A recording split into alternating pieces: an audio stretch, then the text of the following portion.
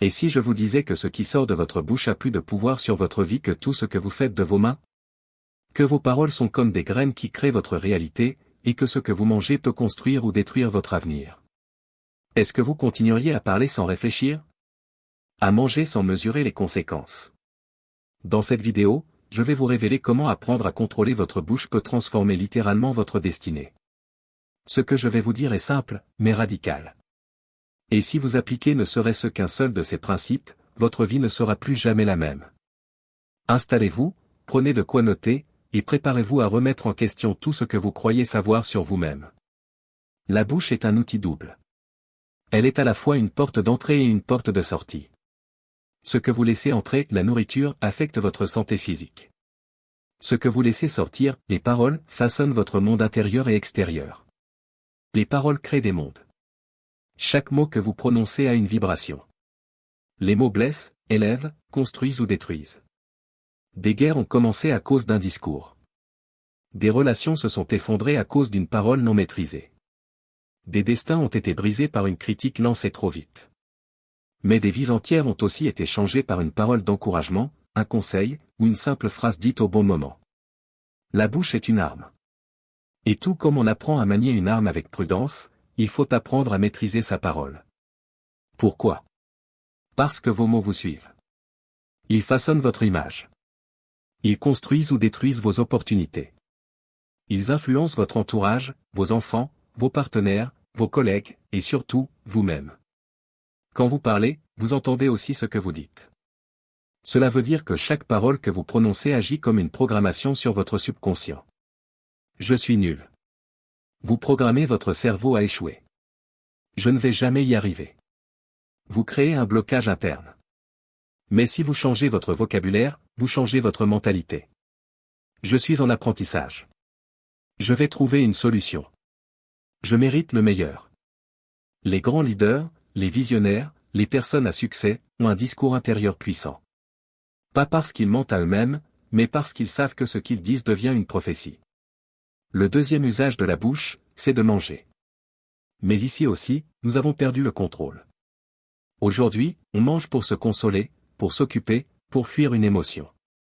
Résultat, on alimente notre corps avec des produits transformés, trop sucrés, trop gras, trop rapides, et on oublie que chaque bouchée est un vote pour notre santé future. Ce que vous mettez dans votre bouche construit vos cellules, nourrit votre cerveau, alimente votre énergie. Mangez mal, et votre concentration baisse. Votre humeur devient instable. Votre peau change. Votre morale diminue. Votre spiritualité devient confuse. Dis-moi ce que tu manges, je te dirai où tu vas. Pratiquer le contrôle de la bouche, c'est aussi apprendre à respecter son corps. Ce n'est pas du contrôle pour contrôler. C'est de l'amour. C'est reconnaître que son corps est un véhicule précieux et que chaque aliment est un carburant. Quand on ne contrôle pas sa bouche, on devient esclave de ses pulsions. Parler trop, c'est parfois dire ce qu'il ne fallait pas dire. Manger trop, c'est souvent fuir une blessure non réglée. Index revers pointant vers la droite blanc. Combien de relations ont été détruites parce que quelqu'un a parlé sous la colère? Index revers pointant vers la droite blanc. Combien de maladies chroniques commencent simplement par de mauvaises habitudes alimentaires?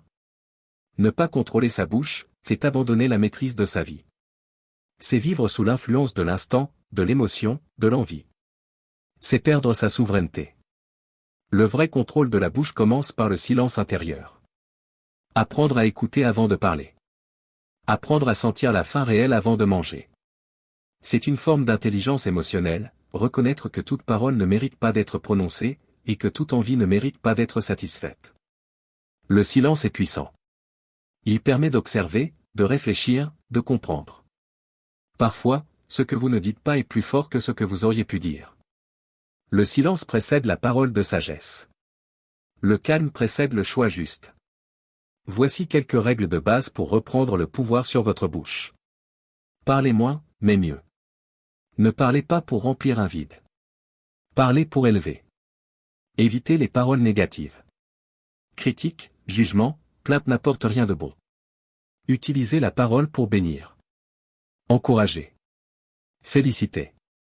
Donnez du sens. Soyez cohérent. Ne dites pas ce que vous ne faites pas. Éduquez votre bouche comme un muscle. Chaque jour, faites l'effort de parler avec conscience. De la même manière, voici quelques principes pour reprendre le pouvoir sur ce que vous mangez. Mangez en conscience. Pas devant un écran. Prenez le temps de sentir, de mâcher, d'apprécier. Mangez pour nourrir, pas pour combler un vide. Apprenez à différencier la faim physique de la faim émotionnelle. Réduisez le sucre et les produits transformés. Ils volent votre énergie et perturbent votre équilibre hormonal. Buvez de l'eau. Souvent, on mange alors qu'on a simplement soif. Honorez votre corps. Il vous porte, vous permet de penser, d'aimer, de créer. Traitez-le avec respect. Beaucoup confondent le contrôle avec la restriction. Mais en réalité, le vrai contrôle vous libère. Il vous rend acteur. Il vous rend responsable. Il vous rend libre. Le contrôle, ce n'est pas dire non à tout. Le contrôle, c'est savoir quand dire oui, avec intention. C'est pouvoir choisir. C'est pouvoir décider. C'est refuser d'être manipulé par ses émotions ou ses impulsions. Et quand vous maîtrisez votre bouche, vous commencez à maîtriser votre monde. Voici un petit défi que vous pouvez commencer dès aujourd'hui. Pendant 7 jours, engagez-vous à ne dire aucune parole négative, même envers vous-même. Pendant ces mêmes 7 jours, ne mangez aucun aliment ultra transformé. Prenez un carnet, et chaque soir, notez.